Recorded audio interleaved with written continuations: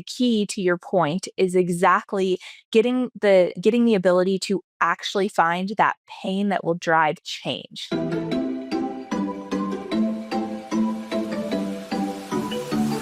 Welcome, my lovely people, to another episode of the B2B Sales Trends Podcast.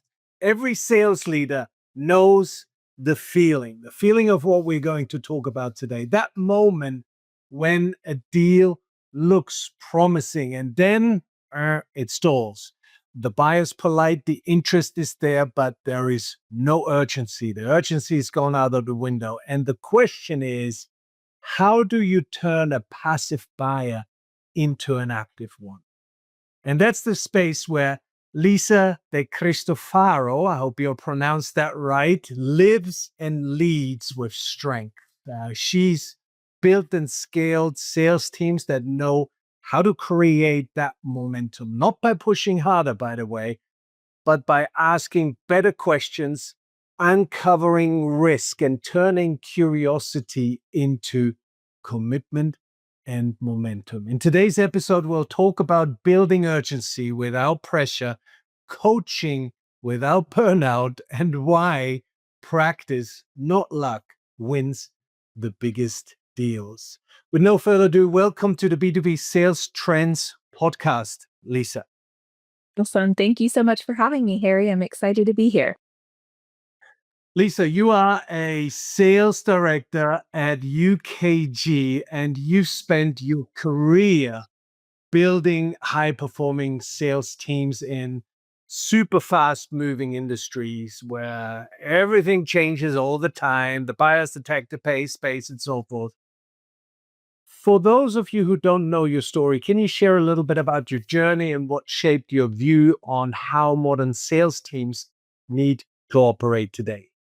Yeah, definitely. Well, I've been in the sales space for 14 years. I did have the luck of staying at one company for about 13 of those years. So what was great about that is I had the opportunity to really work my way up from the very bottom of cold calling all the way up to sales leadership and development. So I've had a lot of different experiences at that organization, even had an opportunity to work in a little bit more of the enablement space and rebuilding programs around learning and development. And that was really honestly where I learned a lot of how to simplify and be a better leader, because a lot of times we're overcomplicating what we're trying to teach people. So now I am at UKG and am a sales director here and leading about a team of 5 leaders, and we've got about 35 sellers underneath us.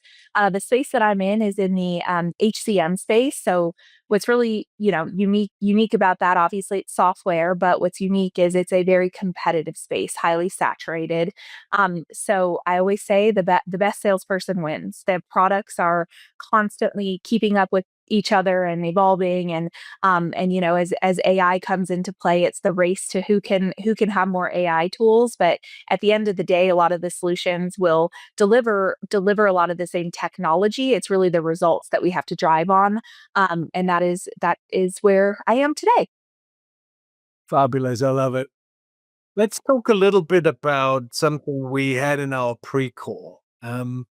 We talked a lot about the buyer's journey, and for most sales conversations, they typically start with buyers who aren't even in one, right? They're passive. They're not looking. They're not, what they're looking for is not urgent or anything. How do you teach your teams to turn that kind of passive interest into real engagement? Yeah. Well, and I'll explain a little bit why I'm so passionate about this idea of moving passive buyers into active buyers. Because if you look at a selling cycle, when people are in buying mode, they go out, and now with so many resources and so much information, they go to the internet and they get saturated with so many different options. And all of a sudden, Right. you're sitting in an evaluation with 17 different vendors, right? And the key is, okay, now I have to figure out how I win that deal, how I differentiate, how I get to the top. And there's so much more that goes into that, and you don't have an opportunity to actually set buy-in criteria. So the reason Mhm. why I'm so passionate about the idea of bringing these passive buyers into active buyers is that you get in at the front of it, and you get to a place, if you can do this well, which we'll talk about, you can get to a place where you are kicking off the evaluation or potentially kicking off the buying process and no one else comes in. And so to answer your question on, how do you do that? The key is that well, number one, you have to build sales teams that are passionate about the prospecting aspect and not just sitting around waiting for leads to come to them, right? Again, marketing Yeah. can produce you leads, but those leads are going to multiple other companies as well. So how do you train your people to pick up the phones, because the phones are not dead? Cold calling is still a very, very active thing. Right. AI can help you with scripts and, make you better at it and all those things. But picking up the phone and having a compelling reason to get someone to actually meet with you because you triggered something that is either relevant to their persona, right? If it's a CFO, or if you triggered something that is relevant to their company or their industry. So I think the key is being relevant to the prospect that you're trying to get in the door with, and then getting in the door, right? That's step one. You No. can't move them from active to passive until you've actually gotten them in the door. And so teaching your teams on how to cold call and how to do good outbound prospecting is an essentially critical part of the success of your team and what can drive them from, No. being at the top. You said something interesting that I want to dig a little bit deeper. You mentioned AI scripts. How much in the day of AI, right? How much do you additionally coach them to their scripts, to their playbooks, or do you just let them loose and say, "Hey, here's ChatGPT, just create your own and let's go." How much? Where do you find that balance between AI and real coaching? Yep. So here's my I am adopting AI. I am into it. I use it in my personal life. Right. I know that, like, if we don't start adopting it and using it, it's not AI that will take your jobs. It's the people who know how to use AI, right? Yeah. On that same note though, as humans, we have the ability to critically think. And Mm. that is something that AI cannot deliver for you. So whether you're leveraging or using it, you still have to look at it and critically think about, is this the right angle? Is this the right, you know, uh, area that I'm going into? And in terms of like using, I think that the experience of your sales that you've had in the past is a wonderful way for you to shape your messaging, and AI Yeah. doesn't have your experience and your critical thinking. Right. No, I absolutely love your response with that because I think it's totally spot on. Let's shift gears here a little bit. Okay. One of my favorite topics these days is the topic of cost of inaction. The Yep. biggest enemy of momentum isn't really the no that we receive sometimes, but the biggest enemy of momentum is do nothing, right? Yep. Where the deal that sort of dies quietly because nothing hurts enough to change, right? And staying still and getting comfortable or being comfortable with how things are is the easiest thing. So, how do you help sellers surface that real pain or that cost of inaction Yeah. before it's too late in that cycle? Yep. So this goes a lot. Okay, so now you talking about bringing them into an active buying cycle that you've now gotten to a point. Okay, you cold called them, you got in the door. Like, let's follow the story, right? You had a good script. And now you get on with them, and you need to not just ask them questions like, "Hey, talk to me about your timeline. Talk to me about what your process looks like," because they're not in that mindset of acting, right? So the key to your point is exactly getting the ability to actually find that pain that will drive change. And so the way that I look at this is that this is kind of my analogy that I use, and my team will sometimes make fun of me, but um Harry, we talked about this a little bit, but eh, do you take vitamins? Uh, I don't actually, but yeah. Okay. Have you ever gone on Instagram and you get a feed that says, "Hey, you should be taking this vitamin for your hair growth," right? Okay. So we've all fallen victim to it. We buy it, we start taking it, and guess what? It doesn't become a regular thing, right? Right. But on the Right. other side of that, if we think about if you have you ever had a migraine, Harry, like a real horrible headache? Sure. Okay. Are you going to take a vitamin for that? No, of course not. No, I'm gonna go and I'm gonna go get my Excedrin because I know it is the only thing that actually solves the pain.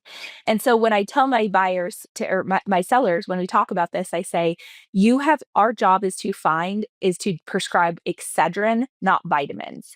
And we have to get to a point where we are getting deep enough into it. And so to your point, Harry, the ROI is one thing, right? That again, that can sometimes be a vitamin because ROI can be fluff because it may not necessarily relate to the outcome that the business is trying to achieve. So here's a spoiler alert. You have to tie your pain back to what the business is trying to achieve. And it's usually related to growth or making money, right? Like it's really that simple. So if you get into a process and someone is complaining about the amount of time that the software that they're currently using is taking them, nobody Brand. cares because the CEO is going to pay them their salary regardless. But what is that doing for the business and what is it holding the business back from accomplishing?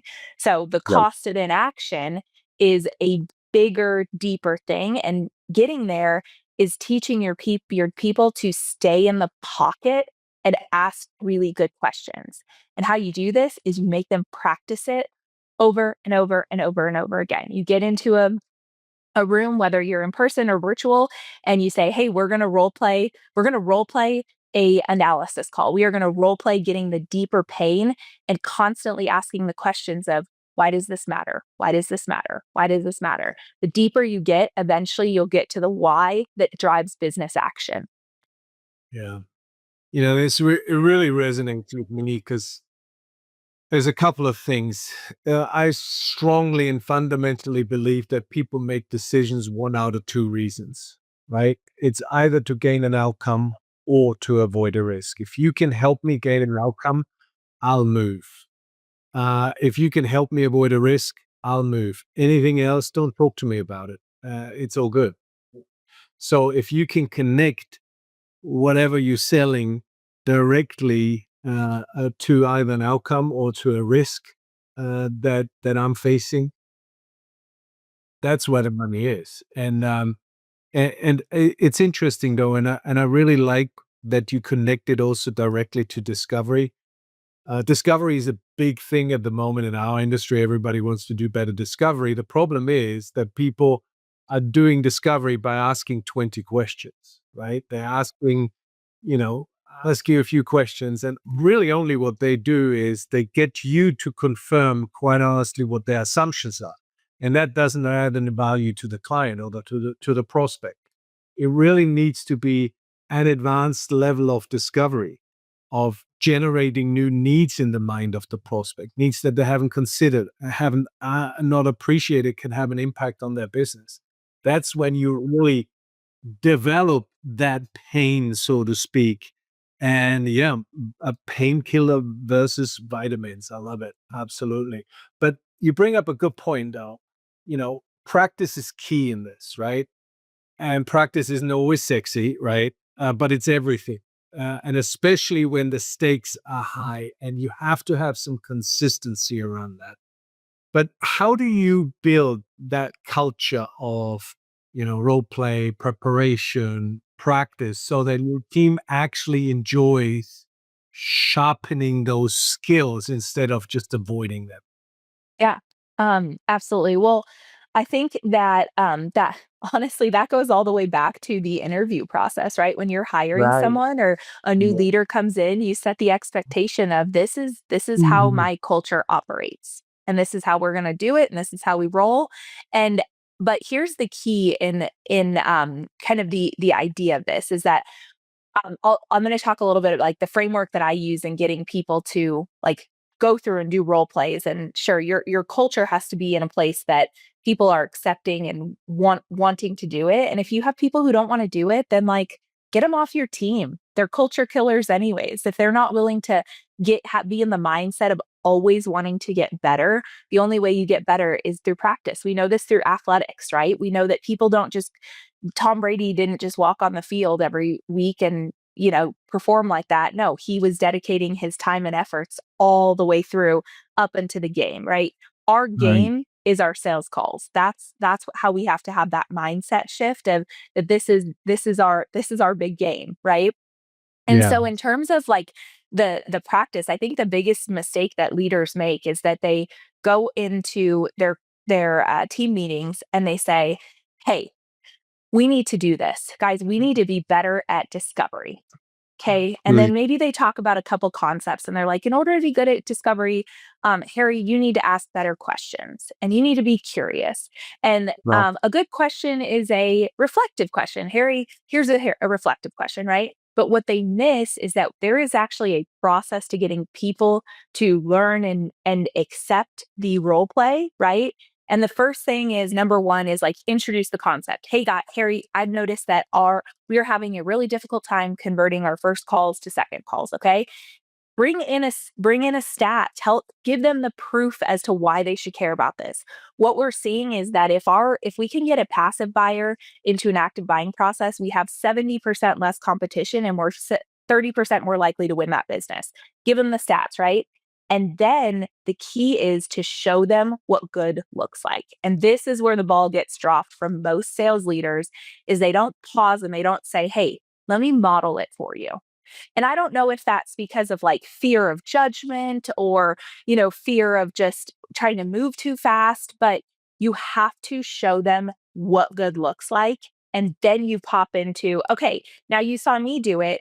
Now you do it. Your turn. Great. And then the other key that leaders miss is that they do it one time. Okay, crushed it. Team call, role played, we're done. No, on you, Friday. Talk to mm, me about how you used it in the field, Harry. How did you have success with it? And then we role play it again and again and again. It's the loop of consistency. That was a lot. I'll pause. no, and there was so much in what you said. A lot of the times, quite honestly, and I've been doing this for a long time. Quite honestly, I don't think that a lot of leaders are just not good enough to model it, right? To show them, to really role play with that high level of quality. And then of course the consistency is part of that too. And I think that consistency in coaching is really key. The other thing in the coaching part of that equation is most leaders struggle to make time for that. Yep. Is that also your experience? How do you coach your managers to balance sort of performance pressure with real developmental coaching for reps? Yep. Okay, so I want to touch on one thing before I go into that. You mentioned that they're afraid to role play it. If Yeah. you hu I will bust into role play at any time. But you know what? I'm not perfect. And what does that do for my team to see me do it imperfectly? It actually builds trust, and the key to a high performing sales team is trust with your leader and then Right. seeing you be vulnerable and saying like, "You guys, I'm going to practice this for you. I may not be perfect. You know what, Harry, you might actually do this better than me, but I want you to see what good can look like." And then Yeah. letting them even critique your role play like, "Hey, what could I have done better here?"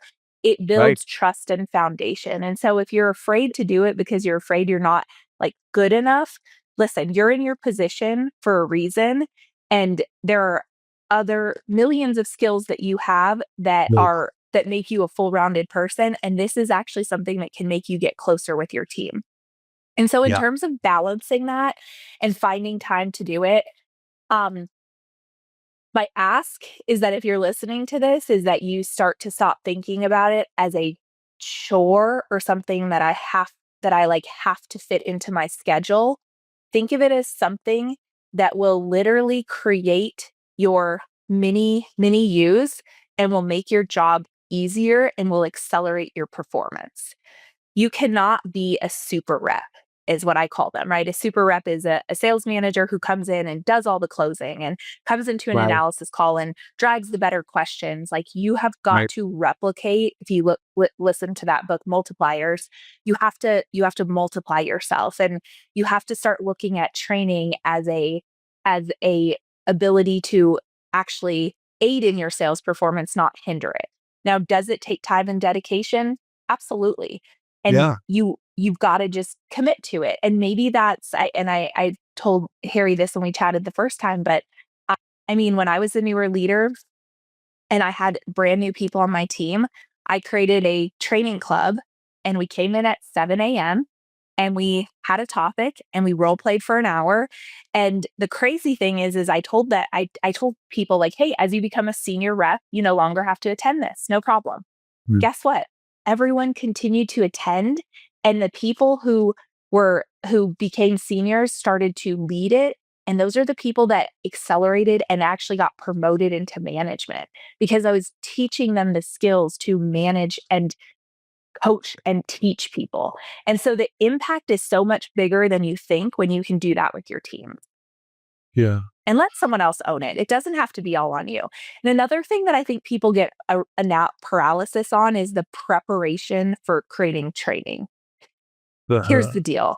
Don't overthink it. You don't need a PowerPoint. You don't need you don't need that. What you need is a whiteboard and what's in your head and a tiny little topic. So when you're out in the field, let's say you're out in the field and you observe that there's one little thing that people are failing at, right? They're not asking a good discovery questions.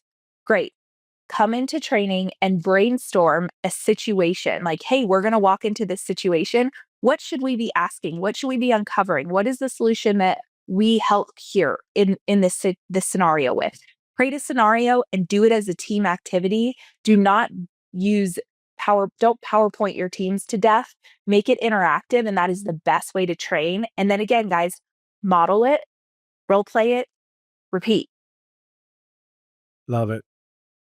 Love it. What has shaped that thinking? If I may say that politely, you are certainly, we're doing a lot of these episodes, and you certainly super forward thinking uh, sales leader. That there's what you do is seldom. Let's put it this way, to put politely. So you're doing a fantastic job. What has created that? That thinking, that mindset. Was there something that changed the way you thought about selling? Um, this is gonna sound, I don't know if this is gonna sound cliche, but it's like failure. It's just failing, failing. So my defining moment was going out on maternity leave for the first time. I came back to a completely underperforming team. Like, Mm. they didn't do anything.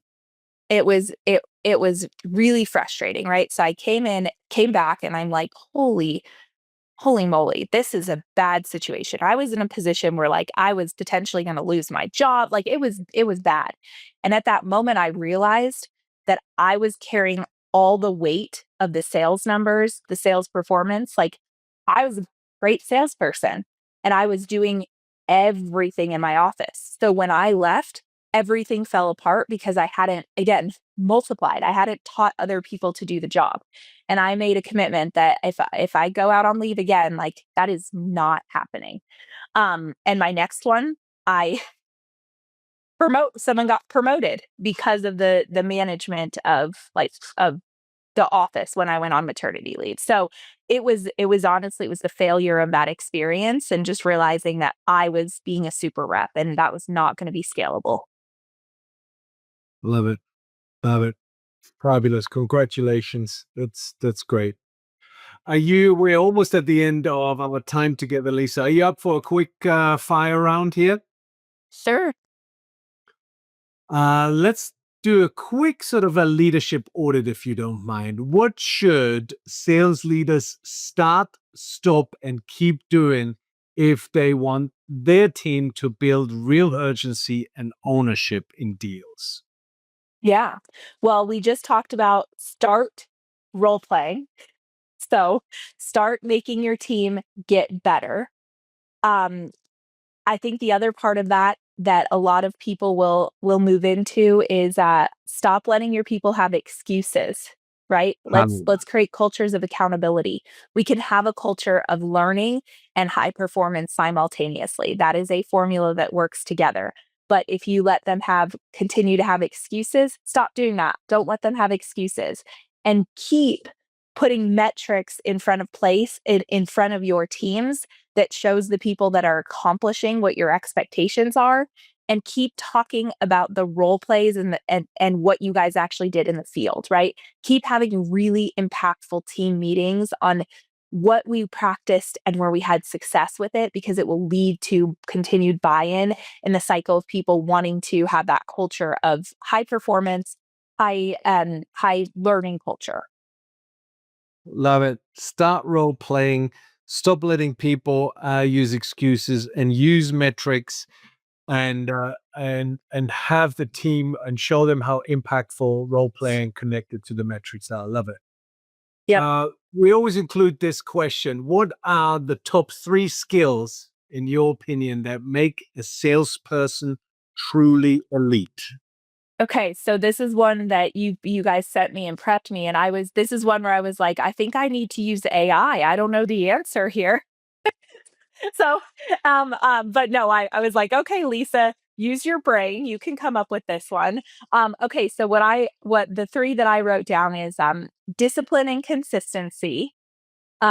So that I think that the biggest lulls that you see is that someone gets caught up in a deals and they forget to continue to do the prospecting, right? So the discipline to be consistent in their processes, curiosity.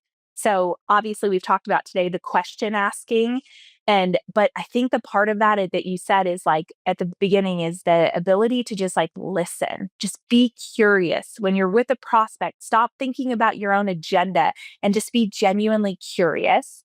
And then the third thing you heard me say it is you learn in failure, so you've got to be resilient, and know that like failure is where you learn the most. And if you can't get through failures, like you're not going to make it in sales, and that's where you learn. So discipline, Absolutely. curiosity, resilience, and those were my own, not what AI told me. Love it. Fabulous. And last question for today. What is your favorite way to switch off and recharge?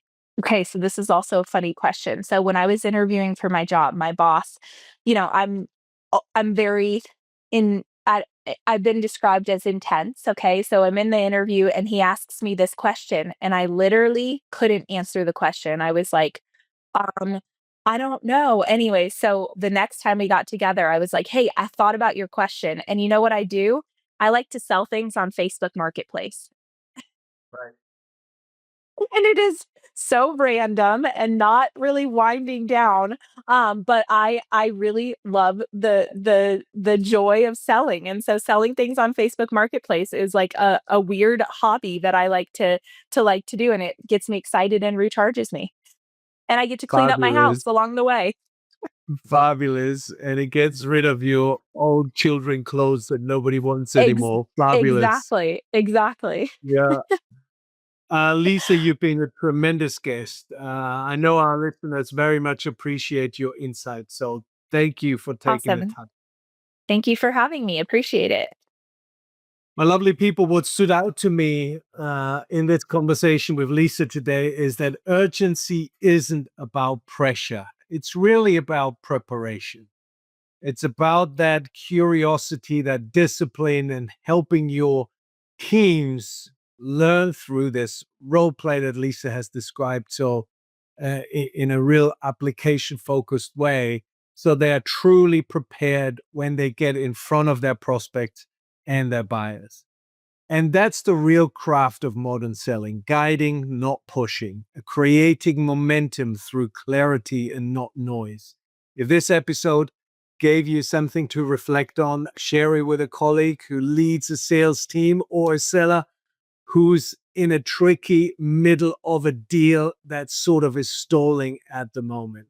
You can always find more episodes on b2bsalestrends.com and on our YouTube channel. Until the next time, my lovely people, in the next episode, look after yourself, look after your loved ones, and of course, your B2B customers. Bye-bye.